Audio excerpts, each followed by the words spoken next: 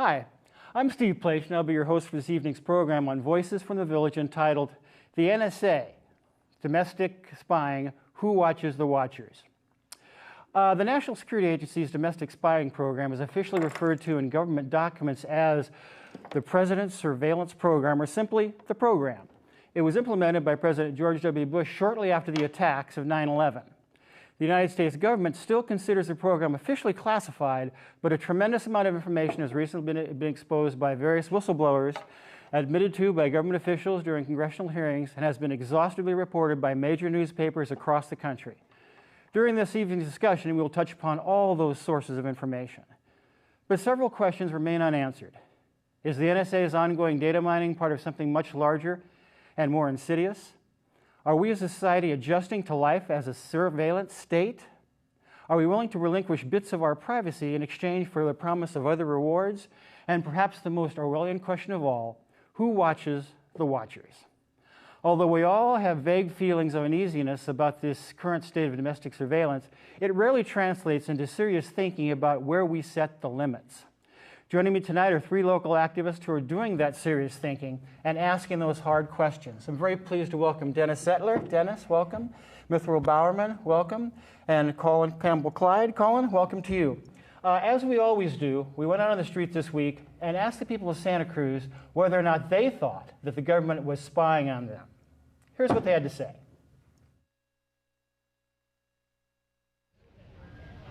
This is Voices from the Village. We're in downtown Santa Cruz and we're asking people, how much do you think you're being spied on by the government? I feel they're invading everyone's privacy. They're stepping on their toes and they're overpressing their bounds. They shouldn't be doing any of that. Definitely a lot. I mean, I think the government's just in everyone's business right now, and so you just need to know that. I think the focus is probably directed in the wrong way. I mean, there's a lot of people that are doing things that should be watched and aren't, and they're watching people that there's no reason to be, watched, I guess. I think it's stupid. I think it's ridiculous. I think we should be able to lead our own lives and not have anyone spying on us. I don't really have a positive answer, I guess. I don't feel comfortable about it, if that's what's really going on. I'm sure it always has been going on, but it's going to continue to go on. So what are we going to do about it? They give us the illusion of privacy, and there's a lot of it's not really it's hard for me to say in the words because I want to say so much, but I think that we are losing our privacy very slowly, especially with social media and stuff like that. I'm ex-military, and it's ridiculous. It's ridiculous. People don't understand what they have. The inside of your phone, you have actually a camera on the other side, and they can see you, whatever you're doing. My security clearance, I was able to see anything at all. Like I asked my mom where's she at. I was like, give me your code on the back, the IDMI code, and I was able to type it in and actually see everything she was doing. She was at the supermarket buying eggs and milk. And no, it's we have no privacy anymore. Nothing. Violation of privacy. It is a violation of privacy, but anyone can look at it, whether it's the government or whether it's the guy down the street. He can read my emails if he wants to. So how do we monitor that? What government are we going to put in place that's going to be able to regulate that and say, okay, well, we're not going to watch, and we're going to make sure some other guy isn't going to watch? If you're putting yourself out there and you're making yourself not private, it is what it is. If you're going to let yourself be out there, then you have to be out there. And if you have something to hide, don't put it out Don't put it out there. The government shouldn't be able to see it. If you don't want them to see it, don't put it out there.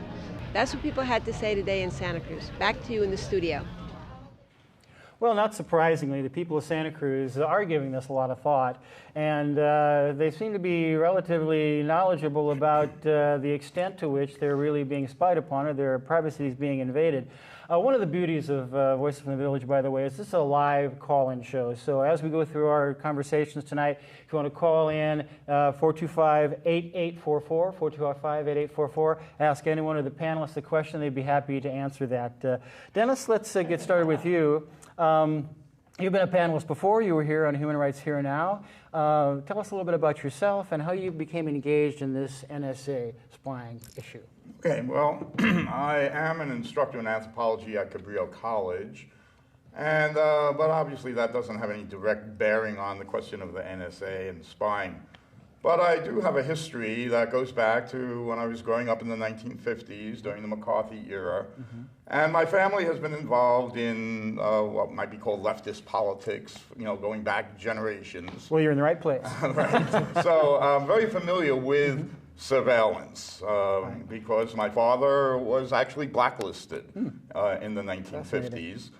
And one sort of apocryphal story, there would be a knock on the door, every Christmas tide, and there would be a couple of guys in a fedora and a trench coat at the door, and we'd pass over a bottle of whiskey, and they'd be off. They were FBI checking up on us, checking up on my father. So I mean, this has been going on for generations, and basically it's a means to rein in political dissent. Now, of course, we have the technological sophistication to surveil everybody, not just those who are targeted. So that's sort of my motivation. It's based on a history of, and observing this sort of thing. It's interesting that the technological advances that we take advantage of and really enjoy so much are the very things that are really now closing off our ability to get on there and do that and use it. So it's ironic in that respect. Mithra, welcome back. You were here for Human Rights Here Now, a segment that I was fortunate enough to host for David Sweet on the Occupy. So welcome back. Tell us a little bit about yourself and how you become engaged in what is a fairly activist issue here in Santa Cruz now. Well, actually, it was that I was in Occupy, and it's been revealed recently that Occupy activists were spied on very extensively. Say it ain't so. and in particular, that people who organized anti-NDAA protests were spied on even more than the rest of the Occupy activists. It was National Defense Authorization Act, and that is actually something that goes through periodically to fund the military. But these were amendments that were tacked on. That would greatly increase the penalties for example, protesting near the president or any sort of designated national security event. And so in March of 2012, we organized a protest against the encroachment upon our freedom to protest, our freedom of speech. And one thing that was revealed is that Occupy activists who engaged in those activities were spied on even more than regular Occupy activists. So I kind of got dragged into it and felt that I was in it already. But even if that were not the case, I have always been a strong defender of civil liberties, and this is exactly the type of thing that concerns me, that the encroachment upon our freedoms protected by the Bill of Rights, and particularly the First and Fourth Amendments in this case. And as you know, I'm the vice chair of our local ACLU, and I often bemoan the fact that we are not more engaged in the protection of civil liberties at that level, and perhaps we'll be able to learn something as the conversation goes forward and find a way that we can really be more effective. Colin, you've been a long time local activist, and certainly in the forefront, I think, of a lot of the whistleblower and the Julian Assange and Chelsea and Manning and Edward Snowden. Tell us a little bit about yourself and kind of how you came to this this kind of occupation and the engagement with it. Well, I've been involved in one form of activism or another for years. When 9/11 happened and Iraq was invaded, I was out there marching in the streets against the illegal occupation of Iraq and also Afghanistan. And my interest in what was going on with WikiLeaks and the person who is formerly known as Bradley Manning, who has changed her name to Chelsea Manning because she is a transsexual. As sort of an outgrowth, my interest was an outgrowth of that anti-war activism, because Bradley Manning's leaks were specifically related to the U.S. war effort in Iraq and Afghanistan. The most prominent and well-known, of course, being the collateral murder video, where Iraqis are shot from a helicopter while you hear the radio communications of the helicopter pilot, and they're just gleeful about, like, look at those dead people down there. They just having a great time killing people. Two of those people were Reuters reporters, so it was kind of a situation where there's insurgents who are firing at the helicopter, therefore they take that to mean we can just kill anybody in the area. And I think as a reporter of the news yourself, certainly the viewers may know that you had a live stream show of your own and some things like that. YouTube channel, the Magic Box Radio So, show. you've been engaged in this for some time, kind of as a reporter and as kind of a journalist in that way. Well, one of the questions I asked at the beginning of the show was is this NSA, is the ongoing data mining, is this part of something much larger and more insidious, and I think that we can all agree that the revelations recently have indicated that it may very well be. But Dennis, what's your take on that? Okay, well, the rationale for all of this is the war on terrorism.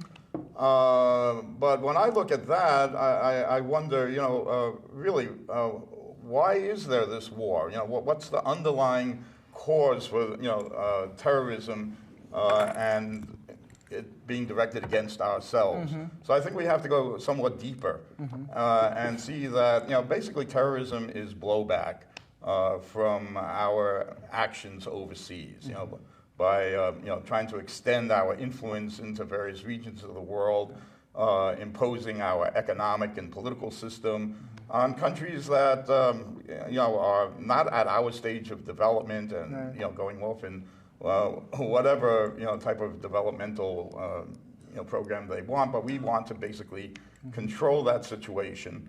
And people resist that, and it gets expressed in terrorism. So the basic root cause of all of this is our attempt to impose hegemony on the world. And therefore, you have to see the surveillance that's being done in that context. So basically, the surveillance is in support, as I see it, of the corporate state and its attempt to impose its will both domestically and Colin, you got something to add to that? The surveillance is, that has generated all this controversy after the Edward Snowden leak, is one part of sort of a bigger, overarching bureaucratic policing security structure. And so when we look at this, we have to view the NSA reading everybody's emails and cell phone data and that sort of thing in the context of we live in a country that has a higher percentage of people in prison than any other country in the world. We live in a country where your local police department is being militarized and run like an army with SWAT teams and kicking people's doors in and this sort of thing. So, Mithra, I'll ask you, is this part of something much larger and more insidious? Do you see as the depth and breadth, actually, of this kind of surveillance by the government on private citizens? Yes, actually, touching on Dennis's point, that has been done all over the world for many decades, but now it's coming home. Now we're at a point after the collapse of 2008 that there's unrest here in the United States, that I think that the U.S. corporations are perhaps not terribly secure in their position. If we look at who was spied on, who's been reported to be spied on, it's the Occupy movement, which is not some shady, foreign terrorist organization, but people who are critical of the role of large financial institutions, the role of large corporations, and the role of the government in collusion with them. And I think that there is a great danger here as we see all these grassroots movements springing up, anti-fracking, anti-GMO, and things of that nature, that there may be attempts to corral them, to suppress them and keep them from coming to full fruition. And as I said, this has been done to the rest of the world for many decades, and now it's coming here to the United States. And I think that there is a counter-argument to be made on balance, and that is that most people would believe, they might not agree, that there are individuals and groups in this country who are a danger to our national security. And so in order to keep tabs on those people and to prevent domestic attacks, that a certain level of surveillance is acceptable. And so they're willing to give away some of their privacy. Ben Franklin's famous quote is, if those who are willing to sacrifice liberty for safety deserve neither. So that kind of a thing is true in terms of people being willing to say, well, I don't want another 9/11. I don't want Al-Qaeda attacks domestically, so I'll allow myself to be surveilled to a certain extent. And that's the counter-argument, of course. Yeah, well, if I could have a comment on that. You got to look at the level of terrorist activity in this country, which is really minimal. Yeah. You have the But that may be the reason for well, you can say, yeah, you can actually say that perhaps, what's that?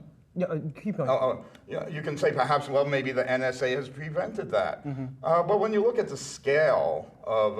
oh, certainly. Yeah, it's obvious that immense resources are being applied to address an issue that's really of a much smaller scale than it would be warranted by, this immense outlay of money. So I think it's a disproportionate application of resources.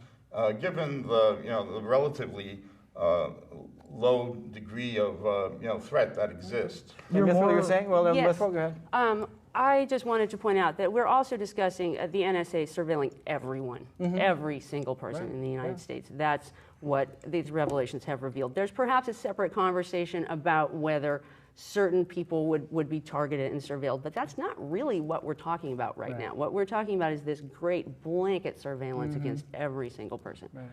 So you're more likely to die from slipping and falling in the bathtub than you are in the United States from being killed by a terrorist. There's been all this fear-mongering in the media about terrorism, and the government has sort of taken the word terrorism and really given it this elastic definition that's used for these other crackdowns. David Miranda, who is the lover of Glenn Greenwald, who is the journalist who wrote the Edward Snowden NSA stories, was detained in England in the airport for 9 hours and questioned under what's called Schedule 7 of the UK Terrorism Which was Act. The maximum amount of time he could be held. Yes, yeah. Go on. So they're using this legislation that was put in place to fight terrorism to do a crackdown to try and intimidate people who are engaged in journalism. So somehow journalism got conflated with terrorism there. Yeah. Let's take a question from the audience. There's a lot of surveillance in this country, is what I'm hearing. How about in other countries? Is it just as bad in other countries of the world? And is it everywhere? And should we start getting ready to go to Mars? Or, where are we going to go? What are we going to do if it's everywhere? Well, that's a fair question. And part of what we're talking about, and what Keith Alexander, who is the chairman of the National Security Institute, will say that, well, the Posse Comitatus Act doesn't allow us to surveil domestically. But nevertheless, they can surveil, all over the world. So, is it a fair question? Is there this level of surveillance, in other countries outside of the United States? Well, I think we're facilitating that. In many countries where we have influence, we basically supply the technology, as in Egypt and elsewhere, for those governments to surveil domestically dissident elements. So, if anything, we're enablers of that, worldwide. Yeah, I think and domestically that kind of to frame the discussion a little bit is that in my introduction I was talking about the President's surveillance program, which was a result of the attacks of 9/11, and then of course there's been this surveillance for this long period of time. And then all of a sudden, Edward Snowden appears, and everybody's shocked at the revelations that, my gosh, the NSA is not just this low-level surveillance intelligence gathering organization. They're getting information on everybody. And then the president comes in and says, well, we know that there is some surveillance that maybe we shouldn't be overstepping ourselves, but, And so then people begin to realize through the congressional hearings, through the news stories, through the Glenn Greenwalds, people like that there is a pervasive plan to surveil and gather information on just about everybody.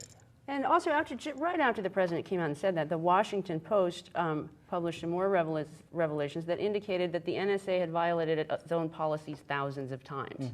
So, as there had been an attempt to have reassurance that this is all very controlled and that there's strict oversight, within the same week, the Washington Post is publishing articles that actually that's not true. So to address the question about spying in other countries, one of the big controversies with the Edward Snowden leak is the spying that the NSA is doing of people's cell phone and internet activities in countries like Germany is incredibly controversial. there because they went through the experience with the Stasi, the secret police, during East Germany, and so they know full well what a surveillance state is and what it's capable of, and how that is threatening to liberty. And also, you know, he was in Hong Kong, and the U.S. had requested his extradition, and he went and leaked, well, the U.S. is actually involved in not only surveilling China, but actively, you know, doing malicious hacking attacks into Chinese computer systems. Well, it raises an interesting question that I actually alluded to in the introduction, is that overseas surveillance, people have had historically such a low expectation of privacy. You know, it's common to say, well, everybody, they're watching me, they're watching me. Are we here in the United States, are we beginning to adjust to the imposition of a surveillance state? You know, where our expectation of privacy is going to be lowered and lowered because of the threat of something, you know, more, you know, difficult and challenging times? That's not really my impression based on people's reactions. There has been a lot of outrage in the United States and a lot of pushback, and I think some, you know, polls from June, there are 3 different ones, find different results, but, you know, 59% think there's too much in one, 53% think there's too much in one, and then a third poll was flipped, it was 56%. This probably illustrates things change based on how you ask the question. But if you look at people who are really engaging, who are commenting on articles and calling into radio shows and things of that nature, it's just overwhelmingly against as far as these revelations go. I think that there's a lot of hope here in the United States. We really have a long tradition with the Bill of Rights. And additionally, for example, The Guardian, after their computers were smashed in the basement of The Guardian with 2 government officials standing by as part of this compromise. That happened on July 20th. They've said, well, in the United States, they have the First Amendment to protect journalists, so we can operate somewhat more out of the United States. So we actually are in kind of a special position here to not accept a coming surveillance state. Yeah, and notwithstanding the statements from the administration, which haven't exactly been reassuring. I mean, even the administration doesn't seem to know exactly what the left hand and the right hand is doing, and say, well, but we're going to, you know, keep an eye on it. We're going to, you know, Congress is going to be imposing, you know, stricter laws and sanctions and restrictions. But when they set up this, they have the Foreign Intelligence Surveillance Act, as the FISA court is the one that issues the warrants to do the kind of surveillance that is invasions of people's reasonable expectation of privacy. And they justify it on that. If you watch Keith Alexander again, he will say, oh, we don't do any of this domestically unless we have a warrant. You know, we're not looking at your emails unless we have a warrant. You know, where do they get the warrant? They get it from FISA, you know. And I'd like to point something out here. Foreign Intelligence Surveillance Act. That's what they call it. We are going to the Foreign Intelligence Surveillance Act court to determine how much spying is going to go on domestically. Because this was never supposed to happen. Right. When that was set up, this was not intended to be used against U.S. citizens. This was supposed to be used against, you know, scary foreign terrorists. So I think there's something interesting about the name of that court. So it begs the question, how did it happen? Is it our conversion to a corporate estate? As you say, the corporations are so nervous about their particular standing and their ability to maintain power that they would yield, you know, some of the, you know, privacy aspects to that, as long as they're keeping people down and keeping them in power. Dennis, you see any correlation I to think that? one thing that we haven't touched upon is that what might be called the surveillance industrial complex, sort of like the military industrial complex. Not only, you know, those who manufacture the surveillance equipment, but all of these consultancy, you know, operations that Snowden, you know, basically worked for. He was not working directly under the auspices of the NSA. He was working for Booz Allen Hamilton. Right. You know, which was you know, contracted to perform those surveillance activities. So there is that aspect of special interest, you know, wanting to perpetuate this sort of surveillance national security state. Well, so I think that the corporate influence and the outsourcing and privatization of the military is definitely a key piece here.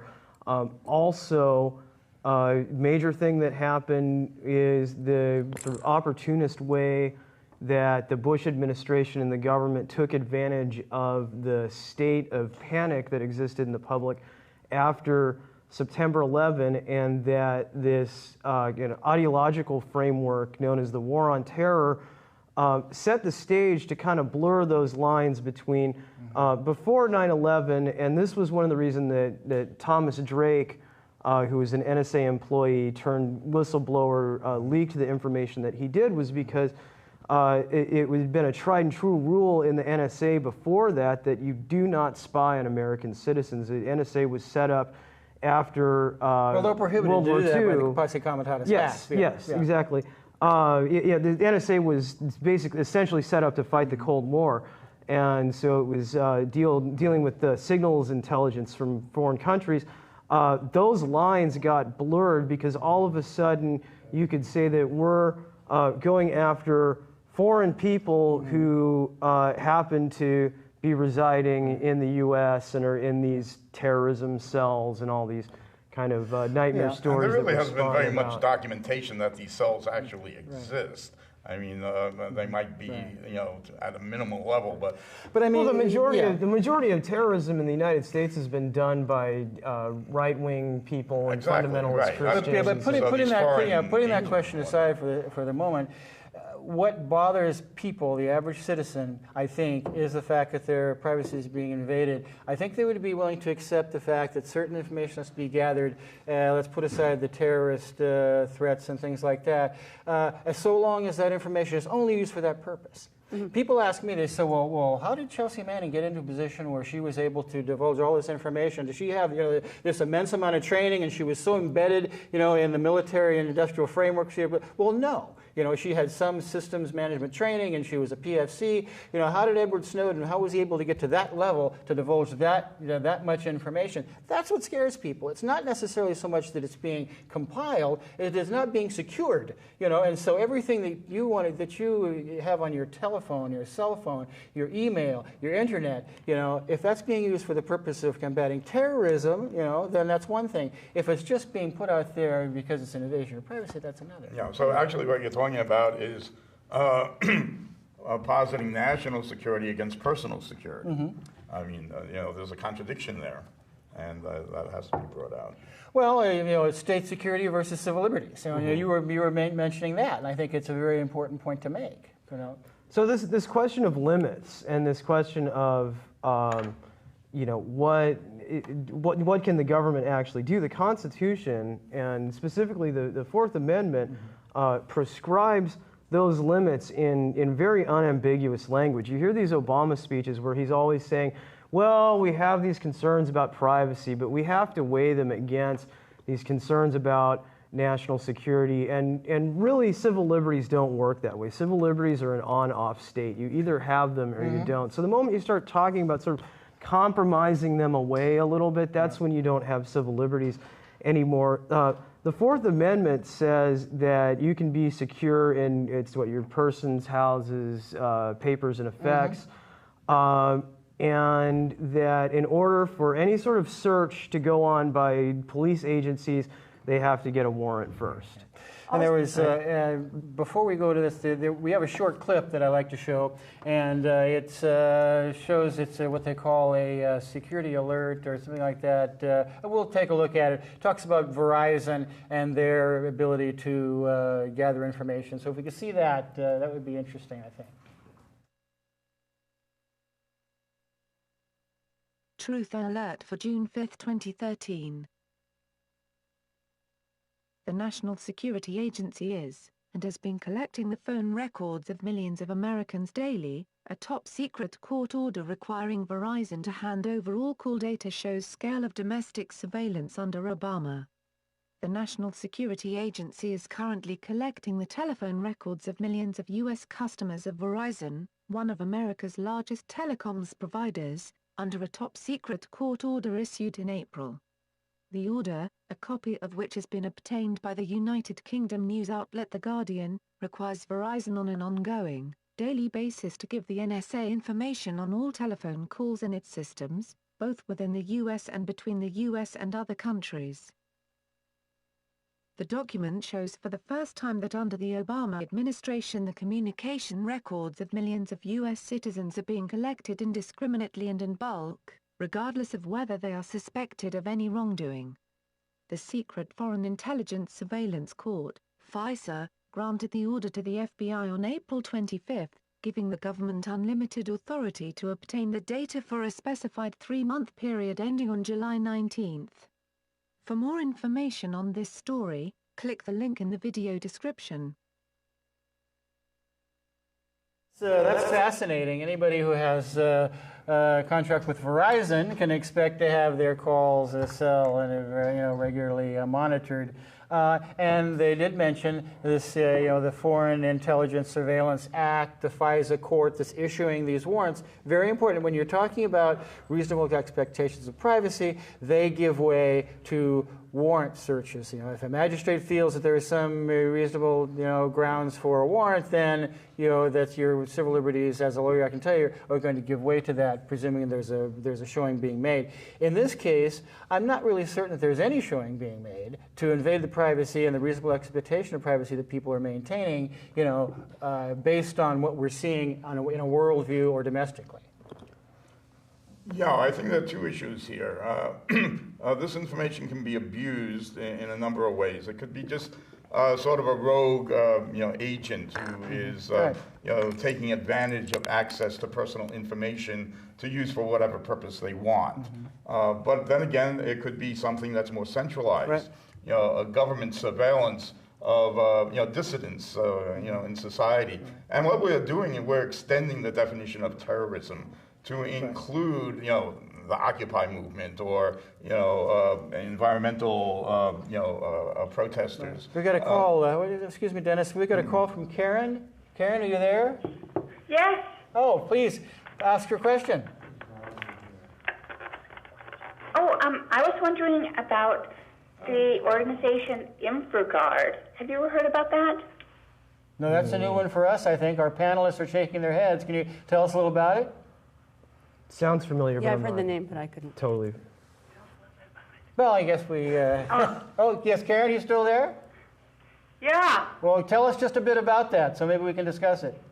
I have to turn this up. We're on speakerphone out here. Okay. He wants to know what it's about. Well, it's a governmental agency that's also a public agency, and it was set up by the FBI to help monitor the public and public waterways and public facilities, like, I don't know, all kinds of things. Mm-hmm.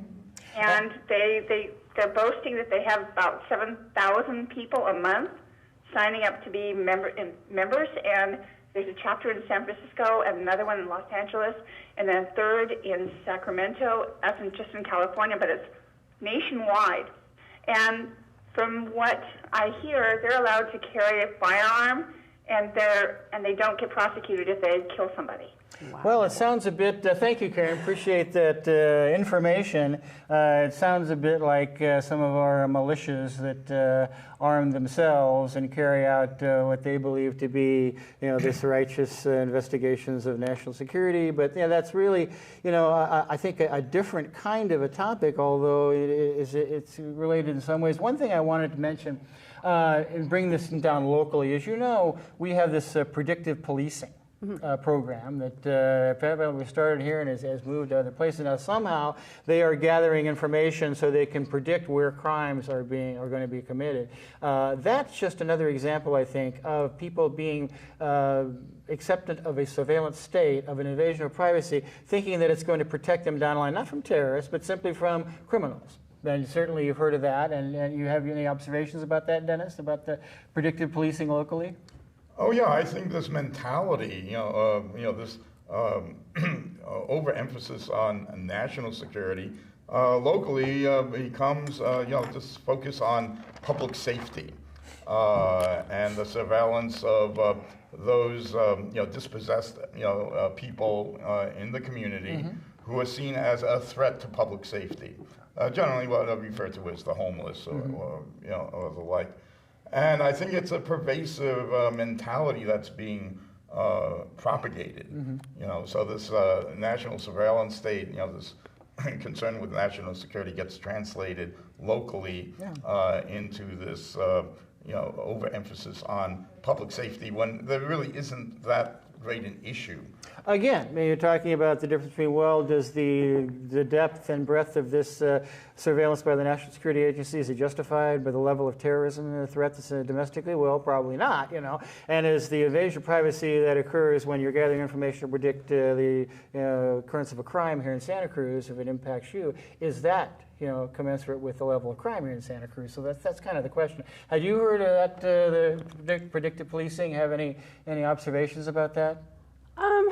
Yeah, this is not local, but it occurred to me that the stop and frisk law in New York City was just overturned. Yeah. And that, of course, affected almost exclusively blacks and Latinos. And this is a policy where anybody could be stopped at any time if they were walking down the street and they looked suspicious. Right. And thankfully, that has now been overturned by a court. It's probably going to continue on.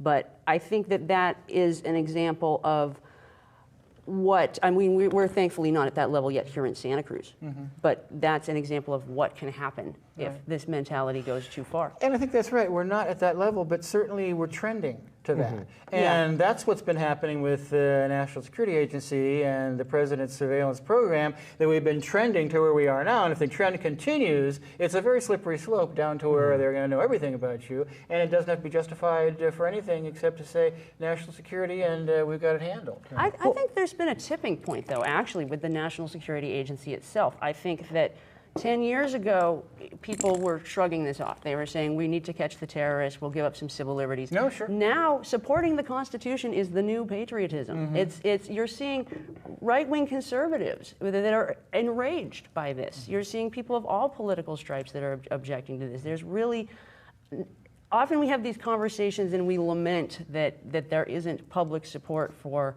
the things that we're concerned about. But in this case, there very much is.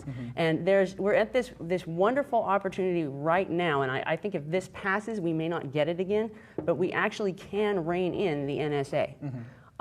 And, you know, a lot of efforts are going on. There's the Defund the NSA movement. There's the Amash Amendment, which very narrowly lost in the House of Representatives, 205 to 217. And these are the type of numbers that indicate it's not a landslide.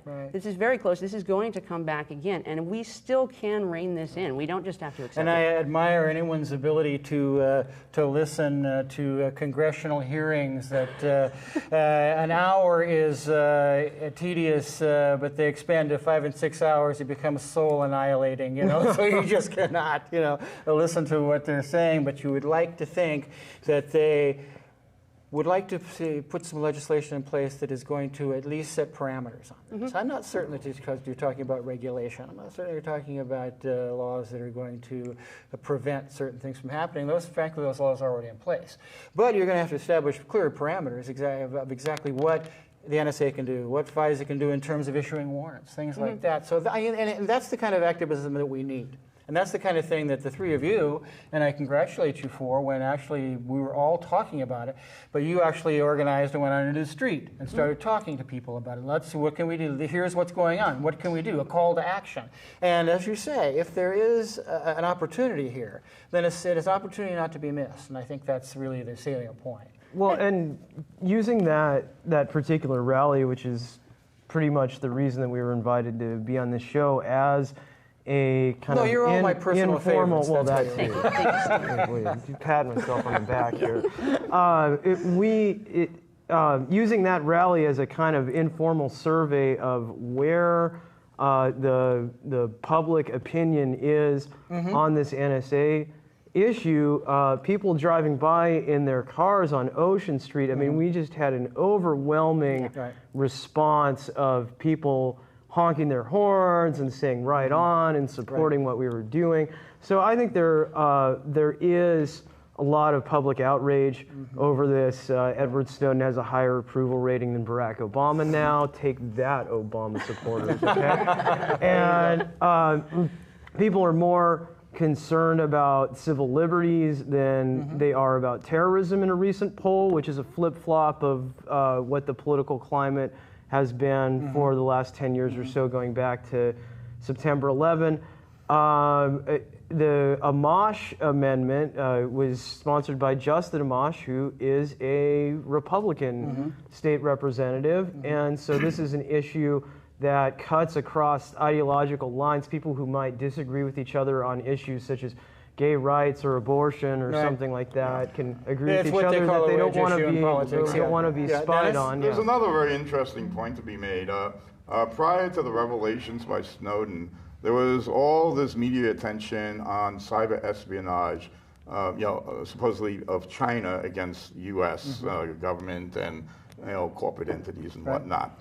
And since the Snowden revelations that the U.S. was engaging in that sort of hacking and espionage against China and other countries, that has just fallen right off the map. You don't hear anything about cyber espionage, and Chinese hacking in the mass media any longer, which just goes to show that people are seeing through the smokescreen and the hypocrisy of our position. And I do think it's important that when you give people an opportunity to speak out locally, on this grassroots level, the problem, which seems, so large and so massive, actually comes to something that they can react to and figure out and maybe do something about. That's what's important about being able to have discussions like this, having, rallies, demonstrations, and making sure that the issue is still being brought to light, but at the same time trying to make some progress in protecting our civil liberties. And again,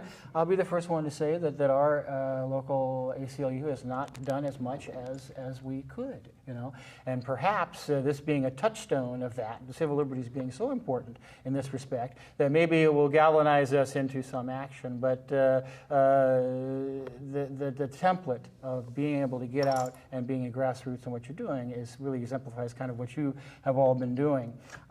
So one of the questions that I did have in the intro was, who watches the watchers? I was going to do it in Latin from law school, but I thought that would be a little obtuse, so I didn't want to do that.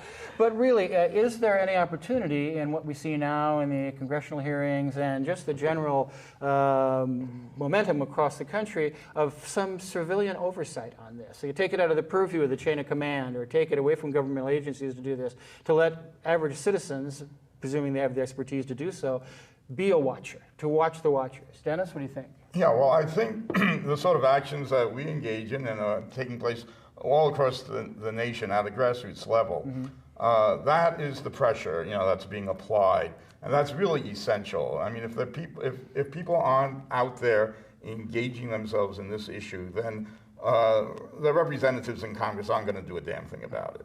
So I think it really has to be it has to begin at the grassroots level. Public opinion is essential for oversight to occur. And I think also one thing that happened during the Amash Amendment campaign is through social media, the word spread about the campaign, and there was a call your representative right now. Right. Say this Ironic issue is that very that is the case, say this is very important, and I think that's one of the reasons it's got so far. This very much is not over. That vote was so close, and so that is something that's ongoing. And a couple useful websites to go to would be defundthensa.com. There's also stopwatching.us, and you can contact us here locally at stopthensa@usa.com. Colin, what's your views and recommendations on the possibility of some kind of civilian oversight, who watches the watchers kind of a thing? Well, I think that basically, like Dennis said, that the more people get actively involved in this issue, the better our chances of getting some kind of improvement on this front are. So this is kind of an appeal to the people at home watching this on television is get involved, call your local representative, check out some of the websites that Myth will come to our next rally. Come to our next rally. Email us at stopthensa@usa.com if you're interested in helping us organize. But tell people, just having conversations with, say, the people at work, and let's say you work for a locally owned small business. Do you want the government spying on your small business? Engage people in conversation about that. Not everybody is like a big news hound who's kept up with what's going on with Edward Snowden or with WikiLeaks. So share that information. And that is really something that we haven't touched upon as much as I might have liked to, is the part that the whistleblowers have played and are playing in this current wave of awareness in terms of the NSA and their surveillance of ordinary individuals. And Dennis, what's your observations about the roles that really the Snowdens and the Assanges and the Chelsea Mannings have played or are playing? Both Manning and Snowden obviously have gotten the bulk of the publicity, but there are many others who are virtually anonymous because they're just not known, who have also been engaged in whistleblowing. They've been sort of swept under the carpet, so to speak. So I think it's important that they, what they've done also be publicized to a much greater extent, so that we see that this is a pattern that is, basically being implemented. It's not just these, one-off instances. It's a whole pattern of suppression of information and persecution of those who do blow the whistle. Right. Mithra, your observations about the part the whistleblowers are playing in this awareness? I think actually it's remarkable the power of one person. Edward Snowden has changed the country and perhaps he certainly changed the conversation. But I think it's bigger than that. I'm cautiously optimistic that this isn't just going to die out in some committees and some reports that go nowhere. I think we really have a genuine opportunity to get somewhere with this. Colin, your observations about the part the whistleblowers have played in this I think whistleblowers issue? have been absolutely crucial, and they are very much the lifeblood of anybody who's doing any sort of real investigative journalism. A big problem that we're having with not only the NSA, but sort of the overall attitude of the federal government is this tendency towards secrecy and running a secret government. And whistleblowers are the antidote to that. Whistleblowers bring truth to light and inform the public, look, this is what your tax money is being spent on. The Obama administration has used the Espionage Act, which is an arcane piece of legislation that goes back to World War I, more than all other presidents combined twice over and then some, to go after whistleblowers and try to criminalize them and shut them down. And I think that what's going on here is bigger than just the NSA spying on people, which in and of itself is very important. This is a war over information and who gets to control information, who gets to share information, what kind of information people get to are allowed to share with each other, and that you see that in the crackdown on whistleblowers and this, which is essentially amounts to a criminalization of journalism. And as I was saying earlier, it is ironic to me that the great technological leap forward that allows us to travel the informational highway, now this kind of invasion of privacy is making us reluctant to do that very thing. And so I said, geez, I'd like to go on and find out something about a controversial issue of any kind, because you're naturally curious about something. Is that going to be transmitted somewhere to some dark back room, and all of a sudden it gets plugged into a program that has a keyword that all of a sudden I'm suspect if we're doing some kind of the thing that is violating national security in some way. That's the large irony to me, and the thing that really occurs to me, I think. Another point that should be made is this is a systemic problem. It's not specific to the Obama administration or the Bush administration, Democrat or Republican.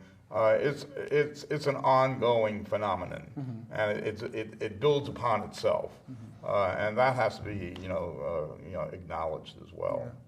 And I think Mithra was mentioning something earlier about we've all been involved in the Occupy movement and involved in trying to reform, at least, or revolutionize a growingly corporatist society. I'm wondering how much that plays into what is happening with the NSA and the information gathering. Well, I think one important point here is that it's not just the government. They're working closely with these private contractors that work for corporations. So even if we rein in the NSA, and the NSA stops spying on us, the danger is that spying will still occur. It'll just be done by these private contractors. So it's going to be necessary, as we have this movement to rein in the NSA, to not only look at the NSA, but also to look at those private contractors and make sure they are not violating people's privacy. And there's even a deeper concern.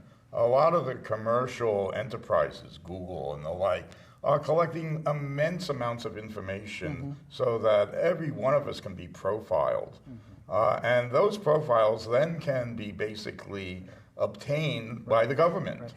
It's interesting you mentioned that. Had we time, we were going to do a little graphic that Keith Gudger, who is the chair of Community TV, great guy, showed me, is that there's a program that did at MIT, and they're able to track all of your Gmails, not to read your Gmail, but who your to and froms. And they can see this web of people that you're sending all these to and froms, and they can build, a dossier of the kind of information. Well, that's what the NSA is doing. Yeah. I mean, that's the whole, the whole fascinating. I wish we would have had time to be able to show that in a graphic. There is the commercial aspect of it, Facebook or the like, where they're obtaining immense amounts of information, and that information, in and of itself, can be obtained by the government for whatever purpose they want.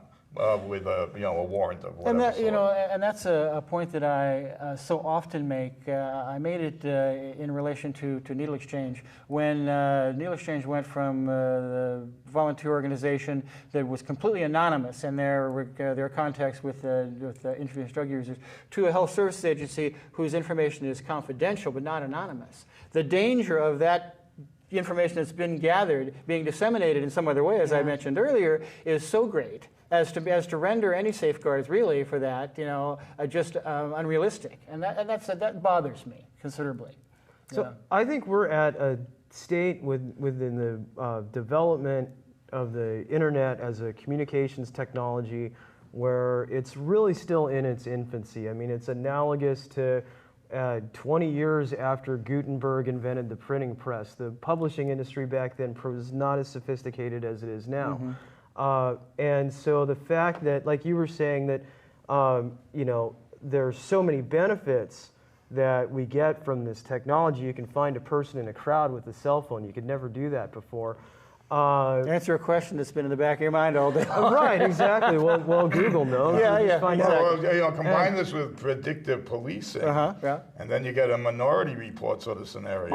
All of those benefits, and then we're seeing these drawbacks of this also opens the door for more extensive and massive surveillance program from the government than anything that's ever existed before. I think the fact that Edward Snowden and the whole saga of what went on with him has generated and fomented this public conversation is really vital, because I think it's absolutely crucial to really the future of human civilization, whether or not we have an open and free internet and are able to use those technological tools to our advantage. And the conversation that we're having about surveillance now is part of a broader conversation of what are the parameters of a functioning and beneficial internet. And I think it's important to not only fight to this battle for this, as I say, too broad and too deep surveillance of the domestic folks here, but also to support the whistleblowers themselves. We're talking about the whistleblowers, but so long as Edward Snowden is someone who is a figurehead for this, who is symbolic of this, he is a symbol, he remains a symbol. Chelsea Manning has remained for the 3 years of her incarceration, and now, you wonder why Edward Snowden didn't turn himself in when President Obama says, well, we just want to have him here to the rule of law. Well, when he saw the rule of law came down for 35 years on Chelsea Manning and dishonorable discharge, I think any ambivalence on his part pretty much went away. And she was tortured before she even went to trial. Yeah. So it's important, I think, for all of us to really honor and remember those folks, because they're lighting the way. We all have to find our own way, I think, but more light is shed on things by people who bring them to the national attention and keep them focused there. And perhaps if not for Edward Snowden, if President Obama said, I think the NSA is being a little too invasive, but we're going to take care of it, I don't know that there would be, the kind of the public hue and cry that there is and should continue to be now. Yeah. And we've got about a minute left. Just a few seconds from everybody in conclusion. Dennis? Well, I think we just got to continue doing what we've begun to do, and hopefully we can generate more public support. Just have to keep at it.